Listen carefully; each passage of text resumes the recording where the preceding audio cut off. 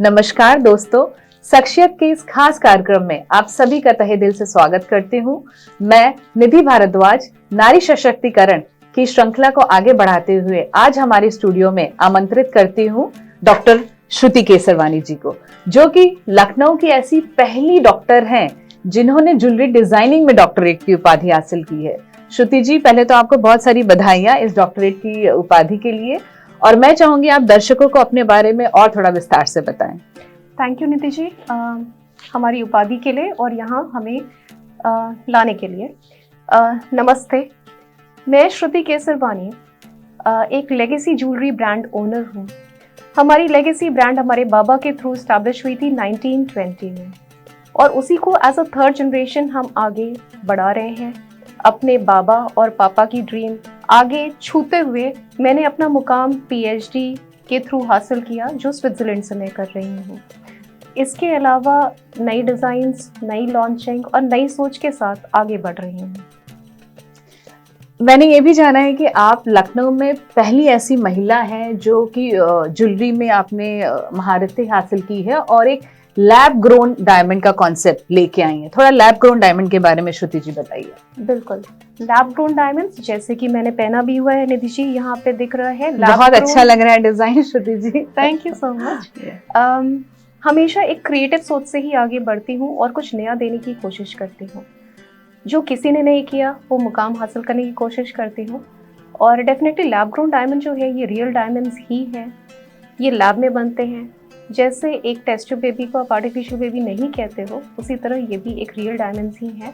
Better colour clarity के साथ आते हैं और मोर अफोर्डेबिलिटी के साथ होते हैं। श्रुति जी, इसका कुछ सर्टिफिकेट भी आप लोग देते हैं लैब ग्रोन डायमंड का? बिल्कुल, इसकी ऑथेंटिसिटी बिल्कुल बरकरार है। आपको इंटरनेशनल सर्टिफिकेट मिलता है, HUID हॉलमार्क ज्वेलरी मिलती है, और ये जो नेचुरल डायमंड्स हैं उनसे काफ़ी कम कीमत पे आपको मिल जाते हैं। ओह, ये तो एक बहुत अच्छा, आई थिंक सब महिलाओं को ये सुन के बहुत अच्छा लगेगा कि कीमत में बहुत बड़ा डिफरेंस होता है। तो मतलब हम पैटर्न बदल बदल के और नई नई डिजाइन्स बार बार पहन सकते हैं, क्योंकि आई बिलीव सब महिलाओं का एक ड्रीम होता है कि एक डायमंड का अच्छा सा सेट हो और वो बदल बदल के हर एक पार्टी की शान बने। बिल्कुल, मेरे हिसाब से हर लेडी के अंदर एक प्रिंसेस और क्वीन है, और इसीलिए मैंने अपनी ज्वेलरी फर्म का लोगो भी टियारा ही रखा है। और वो आई बिलीव दैट हम सब प्रेशियस हैं, एंड हम लोग को अडॉर्न भी रहना चाहिए प्रेशियसली। ये प्रेशियस डायमंड्स हमें याद दिलाते हैं कि हमें हर समय रूबरू होना है अपनी अच्छी शख्सियत से, जो है एक क्वीन की। आपके बहुत अच्छे ख्यालात हैं श्रुति जी। श्रुति जी, अपने जीवन के संघर्षों के बारे में आप हमारे दर्शकों से कुछ शेयर करना चाहेंगी? डेफिनेटली जिंदगी में बहुत संघर्ष मेरे सामने आए, और मैं डेफिनेटली कभी भी हारना नहीं चाहती थी। एक अच्छी फैमिली को बिलोंग करती थी और उसी लीग को आगे पकड़ते हुए मैंने पढ़ती ही गई। श्रुति जी, ऐसी क्या चीजें थी जिन्होंने आपकी लाइफ में इंस्पिरेशन बरकरार रखा और आपको वो मजबूती दी कि आप आगे बढ़ी? जीवन में ऐसे कौन से ऐसे लोग थे? ऑब्वियसली मेरे दोनों बच्चे, जिनको देखकर संघर्ष में आगे बढ़ती चली गई, मजबूत होती चली गई, क्योंकि अपने लिए हार सकती थी बट उनके लिए नहीं। उनके लिए विजयी होना था और एक इंस्पिरेशन ही होना था उनके लिए। एक सही सोच देनी है, चाहे दुनिया जितना गलत करे, बट हमें बुलंदियों से ही हर मुकाम हासिल करना है। सेकेंडली मेरे पापा, जो अभी नहीं रहे। पापा ने बहुत संघर्ष की और दुकान को बहुत आगे बढ़ाया, हम लोग को पाल पोस के बड़ा किया, इस काबिल बनाया। तभी मैंने PhD करने की भी सोची और अपनी एक प्रोप्राइटरशिप फर्म खोलने की सोची, क्योंकि मैं किसी पे बोझ नहीं बनना चाहती थी। और डेफिनेटली हमारी सोच ही हमें हर मुकाम हासिल करवाती है। बीइंग अ क्रिएटिव पर्सन, उड़ान भरती रहती हूँ और भरना चाहती भी हूँ, और यही इंस्पिरेशन अपने पापा को मैं डेफिनेटली बहुत प्यार करती हूँ, और उनकी प्रेरणा से ही आगे बढ़ते हुए हर स्रोत को हासिल करना चाहती हूँ। ये सारा डेडिकेशन उन्हीं को है। थैंक यू पापा। श्रुति जी, पहले तो आपके पिताजी जहाँ भी हैं वो बहुत प्राउड फील करते होंगे आप जैसी डॉटर है उनके पास, जिन्होंने कभी हार नहीं मानी है जीवन में दोस्तों। और श्रुति जी, मैं आपसे पूछना चाहूंगी, आपने जो क्रिएटिविटी की बात की और मुझे पता चला आपने बहुत सारे ब्यूटी पेजेंट भी दोस्तों इन्होंने जीते हैं, तो थोड़ा उसके बारे में, उस पहलू के बारे में बताएं हमें। डेफिनेटली हर लड़की का सपना होता है कि वो प्रिंसेस जैसे दिखे और ब्यूटी पेजेंट्स में हिस्सा ले। हमारा भी था, हमने भी हिस्सा लिया और जीते भी। हुनर के साथ साथ डेफिनेटली मैंने काफ़ी चीज़ें की। एक लेखिका भी हूँ, एक क्लासिकल कथक ट्रेनर डांसर भी हूँ, एक प्राणिक हीलर हूँ और उसी तरह से अपने टाइम का यूज़ करते करते सेल्फ इम्प्रूवमेंट और सेल्फ ग्रोथ में हमेशा ध्यान रखती हूँ। पढ़ाई मुझे बहुत अच्छी लगती है और आगे मैं एक नॉवल ही लिखना चाहती हूँ। तो रुकना नहीं चाहती, थमना नहीं चाहती, बस चलते ही रहना चाहती हूँ, उड़ते ही रहना चाहती हूँ। श्रुति जी ने बहुत अच्छा कहा दोस्तों कि सीखने की कोई सीमा नहीं है, आप जीवन पर्यंत कुछ ना कुछ सीख सकते हैं। और मुझे लगता है श्रुति जी, एवरी डे हम किसी न किसी से कुछ ना कुछ सीखने को हमें मिलता है दोस्तों। श्रुति जी, मैं जानना चाहूंगी, आप हमारे दर्शकों को कुछ ऐसा संदेश देना चाहती हैं अपनी जीवन की अब तक की सीख से, कि हमें इन चीज़ों का लाइफ में अगर हम ध्यान रखें तो कहीं ना कहीं हम हमेशा आगे बढ़ेंगे और जितनी भी हमें मुश्किलों का सामना पड़े हम कभी हार नहीं मानेंगे। डेफिनेटली मोटिवेशनल स्पीकर्स को सुनती हूँ और ये लाइन मुझे बहुत अच्छी लगती है कि जो रोता है वो सेल्फिश होता है और हमेशा सेल्फ इम्प्रूवमेंट पे ही ध्यान दो। कुछ बोलना चाहूँगी कि रोशनी गर खुदा को हो मंजूर तो आंधियों में भी चिराग जला करते हैं। एक रोशनी बनो और उड़ान को छुओ, जलते ही रहो और चिराग जलाते रहो। श्रुति जी, हमारे दर्शकों को थोड़ा बताएं कि आप जब इतने संघर्षों का सामना कर रहे थे, फिर आपको कैसे आया मन में थॉट कि आपको ज्वेलरी डिजाइनिंग में आगे बढ़ना चाहिए या अपने पिताजी की जो लेगेसी है उसको आगे बढ़ाना चाहिए?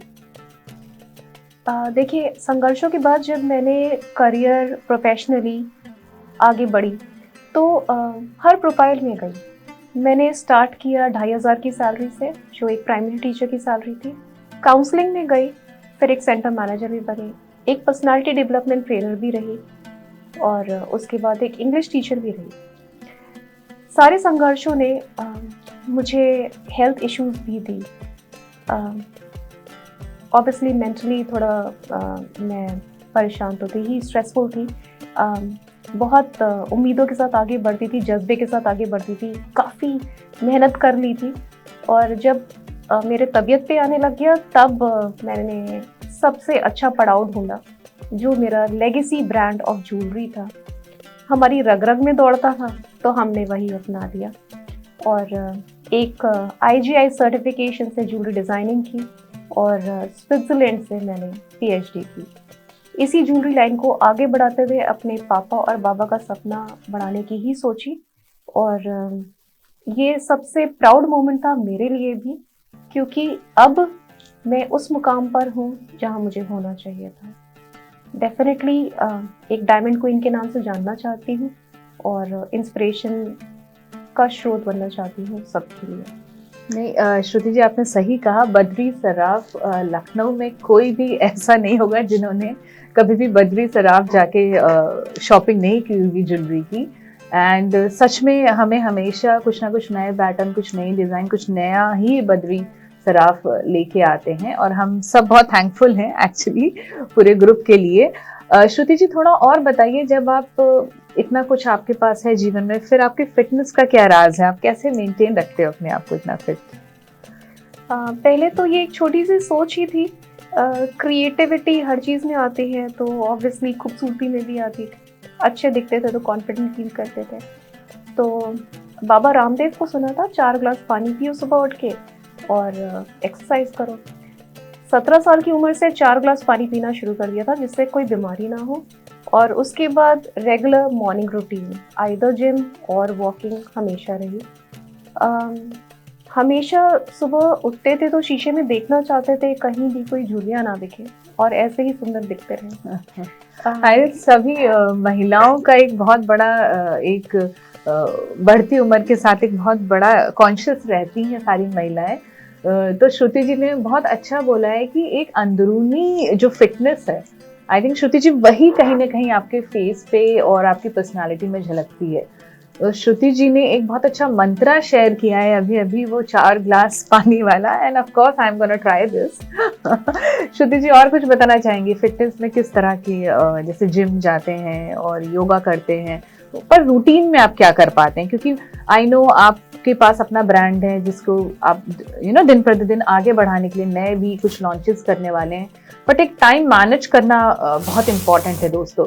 तो आप ये टाइम कैसे मैनेज करते हैं? थोड़ा अपने टाइम मैनेजमेंट स्किल्स के बारे में हमारे दर्शकों को शेयर करिए। Definitely time is very precious, और इवैल्यूएशन करके हर मोमेंट ही हम आगे बढ़ते हैं। 2 बच्चों को संभालना मुश्किल होता है, और उसके अलावा स्कूल की तैयारी, सुबह से उठ के वो घर के रूटीन सब शुरू हो जाते हैं। आई नो श्रुति जी, महिलाओं को इन सब चीजों से कभी भी बरी नहीं हो सकती हैं। हम चाहे हम बाहर भी उतना ही काम करते हैं तो हम घर में भी डबल काम करते हैं। बिल्कुल, तो हम एक सुपर वुमन ही हैं, और कभी भी उठा लो, कभी भी किसी चीज़ के लिए काम करवा लो, हमेशा रेडी रहते हैं। जब तक हम हेल्थ पे नहीं ध्यान देंगे तो ये काम कर कैसे पाएंगे? पहली सोच तो सबसे पहले तो भाई मुझे पानी पीना ही है और मुझे वॉक करना ही है। बच्चों को स्कूल छोड़ने के बाद हम सीधे जिम जाते ही हैं। जब तक वो नहीं किया हमारा दिन नहीं शुरू होता। तो डेफिनेटली एक नियम अगर करेंगे रेगुलर साध के, तो वो साधना, वो पैशन का रिजल्ट तो जरूर ही मिलेगा ना। श्रुति जी, आपने अभी डोमेस्टिक वायलेंस का नाम लिया। मैं जानना चाहूँगी कि हमारे दर्शक और इस बारे में समझ पाएँ कि ऐसी किन किन बातों का हम ध्यान रख सकते हैं कि हम ऐसी परिस्थितियों का सामना कर पाएँ, और अगर हम जीवन में हमारी पहली शादी से हमारा सेपरेशन होता है और हम दूसरी शादी की ओर बढ़ रहे हैं, तो ऐसी क्या चीज़ें हैं जिनका हम ध्यान में रखें तो हम इन चीज़ों से बचा जा सकता है? जी बिल्कुल। मैंने सदगुरु जी को बोलते हुए सुना था कि शादी है तो ठीक है, नहीं है तो ठीक है, बच्चा है तो ठीक है, नहीं है तो ठीक है। तो किसी भी चीज़ को बहुत हावी मत होने दीजिए। आपकी जो सोच पर्सनली आपके लिए है उसी को पकड़ के ही आगे बढ़िए। मैंने गलती की, अपने फैमिली की सोच को अपने ऊपर हावी होने दिया। तो मैं एक लड़की, एक औरत होने के नाते यही बताऊंगी कि गलतियों पे गलतियां मत करिए, दूसरों की मत सुनिए जब तक वो आपके भले के लिए ना हो। अपनी भलाई आपके ही हाथ में है, और आप ही सही सोच सकते हैं कि क्या सही है। ज़रूरी नहीं है कि हम दूसरी शादी, तीसरी शादी के लिए बढ़ें, क्योंकि कठिनाइयाँ मोल लेना सही नहीं है। हाँ, प्यार एक बहुत ही अच्छी चीज़ है, एक गिफ्ट है भगवान के थ्रू। वो मिल जाए तो बिल्कुल आगे बढ़िए। कुछ ऐसे बिंदुओं पे प्रकाश डालना चाहेंगे कि बहुत इम्पॉर्टेंट है उनके बारे में सोचना जब हम किसी के साथ अपना जीवन व्यतीत करने का सोचते हैं, और वो भी तब जब हम एक बार जीवन में धोखा खा चुके हैं? बिल्कुल। हमेशा उस सोच को पकड़िएगा। आपको थोड़े ही समय उस बंदे के साथ जब हम मिल रहे हैं तो कैसा फील हो रहा है। अगर खराब फील हो रहा है तो वो सोच आपको हमेशा जिंदगी भर उसके साथ रहनी पड़ेगी। किसी के भी साथ आपको वो बहुत ही अच्छा फील करा रहा है, आपको क्वीन जैसे ट्रीटमेंट दे रहा है, आपको अंदर से फीलिंग आ रही है कि हाँ, मुझे इनके साथ आगे बढ़ना है, क्योंकि हम दोनों एक दूसरे को खुशी दे सकते हैं। डेफिनेटली वो अनसेल्फिश रिलेशनशिप ही आगे बढ़नी चाहिए। बहुत ही फरेब है दुनिया में, उस फरेब को जांचने परखने की कोशिश करिए, क्योंकि हम बेवकूफ़ नहीं हैं अब, और ना बनना है। अपने रास्ते खुद ही चुनिए और खुद ही मुकाम हासिल करिए, क्योंकि ये भागदौड़ जब तक नहीं संभाली तो झटके पे झटका मिलता ही रहेगा। श्रुति जी ने एक बहुत अच्छा पॉइंट यहाँ पर दर्शकों हाईलाइट किया है, जो भाग दौड़ की वो बात कर रही है। दिस इज हमारी फाइनेंशियल इंडिपेंडेंस की वो बात कर रही है। महिलाओं के लिए बहुत ज़रूरी है कि वो फाइनेंशियली इंडिपेंडेंट बने। श्रुति जी, मैं चाहूँगी कि आपने जब अपने परिवार की, आपकी 2 बेटियां हैं और आपको जीवन में 2 बार ऐसे मोमेंट आए जहाँ पर आपको लगा कि जीवन यहाँ पर ख़त्म होने की कगार पे है, लेकिन फिर भी आप हारी नहीं। और ये बहुत ही काबिले तारीफ़ है आपकी जो अंदरूनी आपको मोटिवेशन मिलता है और आपके अंदर जो जज्बा है वो एक बहुत सीखने लायक है। मैं चाहूँगी कि आप थोड़ा और उन बातों पे प्रकाश डालें कि हम आज की महिलाएं किस तरह से अपने जीवन में फाइनेंशियल इंडिपेंडेंट बने और उसके क्या फ़ायदे हैं, और किस तरह से अपने रिश्तों को वो एक सहूलियत से रखें कि वो रिश्ते उनकी पर्सनालिटी को ना अफेक्ट करते हुए बल्कि वो रिश्ते उनको कहीं ना कहीं मोटिवेट करें चीज़ों को आगे बढ़ाने में। बिल्कुल, thank you for the question Nidhi ji. बहुत सारी ठोकरें खाने के बाद मैंने सीखी है ज़िंदगी की कि कंप्लेन और क्रिब नहीं करना है, क्योंकि हमने हमेशा सुना है कि प्रेजेंट में ही ध्यान देना है और जो हम सोच रहे हैं हमें आगे वही मिलता है। अगर हम अभी रो रहे हैं, कंप्लेन कर रहे हैं, क्रिब कर रहे हैं, तो यूनिवर्स हमें वही देगा। इसीलिए अपना दिन और अपने मोमेंट्स हमेशा थैंकफुलनेस से शुरू करिए। चाहे आपको आसपास ना दिख रही हो चीज़ें थैंकफुल होने के लिए, लेकिन काफ़ी कुछ है। आप सोचिए तो, आप जिंदा हो, थैंक यू। आप अच्छा खाना खा रहे हो, थैंक यू। अच्छा पहन रहे हो, थैंक यू। ये सारा यूनिवर्स, ये नेचर आपके लिए है, थैंक यू। ये सब आपके लिए बना है, प्रकृति बनी है। हम बड़ी बड़ी चीज़ों की तरफ ध्यान नहीं दे रहे हैं और रोते ही जा रहे हैं। जो रोएंगे, जो करेंगे, वही तो मिलेगा। मैनिफेस्टेशन का सबसे बड़ा सिद्धांत है खुश रहिए और थैंक यू बोलते हुए ही वो चीज़ें आगे मांगिए। आज मैं अपनी ज़िंदगी के उस पड़ाव पे हूँ जहाँ पे मैं उसे खुद क्रिएट कर रही हूँ। मैं जो सोचती हूँ वो होता है, जो चाह रही हूँ वो पा रही हूँ। वो इसीलिए क्योंकि मैं बहुत थैंकफुल हूँ। Thank you today as well कि आज आप सबके सामने हूँ और स्माइल कर पा रही हूँ, जबकि इतनी मुश्किलें झेली हैं। लेकिन मुझे लगता है हम यहाँ पे आए हैं, धरती पे ही तो हेवन है। हम हेल या हेवन खुद ही बनाते हैं अपनी सोच से। अपनी सोच अच्छी रखिए, सब अच्छा होगा। श्रुति जी ने दोस्तों एक बहुत अच्छा पॉइंट और उजागर किया है कि इस धरती पे ही स्वर्ग और नर्क दोनों है। ये हमारी चॉइस है। लाइफ में जो हम निर्णय लेते हैं, किस तरह के हम निर्णय ले रहे हैं, वही हमारे जीवन को या तो हेल की ओर ले जाता है या हेवन की ओर ले जाता है।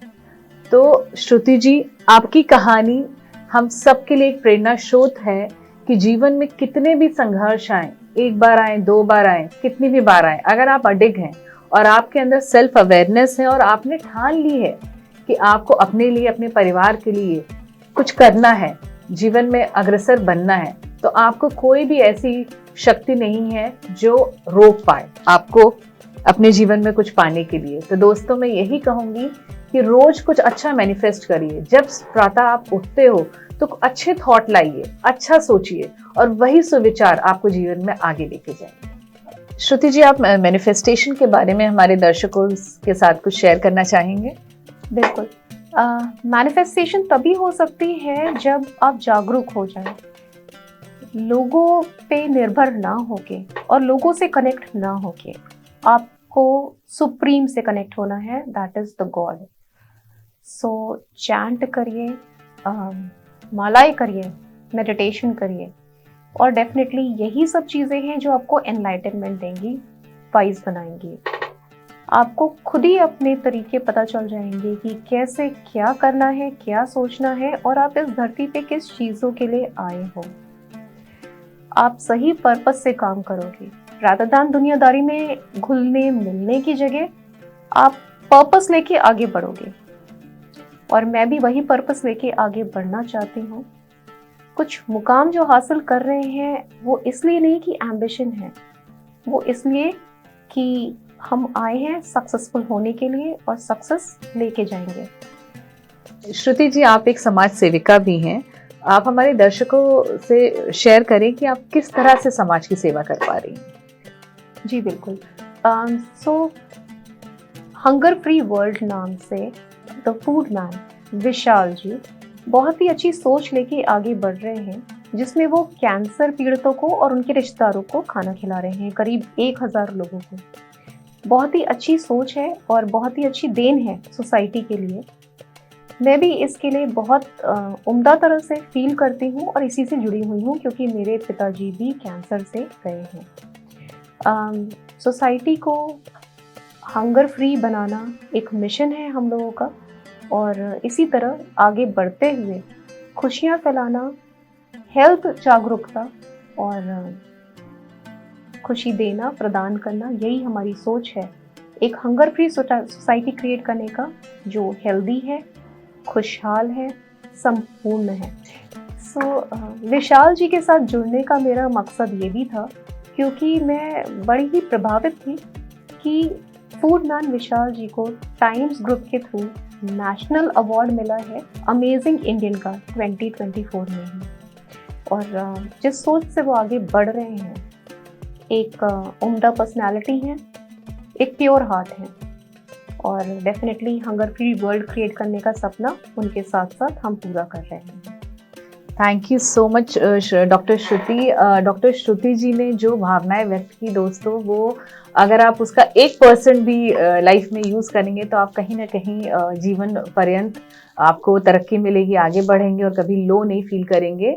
Thank you so much Shruti ji again हमारे मंच पे आने के लिए, और अपनी भावनाओं को, अपने जीवन के जितने भी संघर्षों से आपने जो भी सीखा है उनको शेयर करने के लिए। एंड डेफिनेटली हमारे जितने भी ऑडियंस हैं उनको कुछ ना कुछ नया सीखने को मिलेगा हमारे इस एपिसोड से, और मैं आप सबका तहे दिल से फिर से शुक्रिया करती हूँ, और आपसे उम्मीद रखती हूँ और वादा करती हूँ कि मैं वापस आऊँगी एक नए एपिसोड के साथ और एक ऐसी नई महिला के साथ जिनसे कुछ ना कुछ हम नया सीख सकते हैं दोस्तों। धन्यवाद। Thank you so much.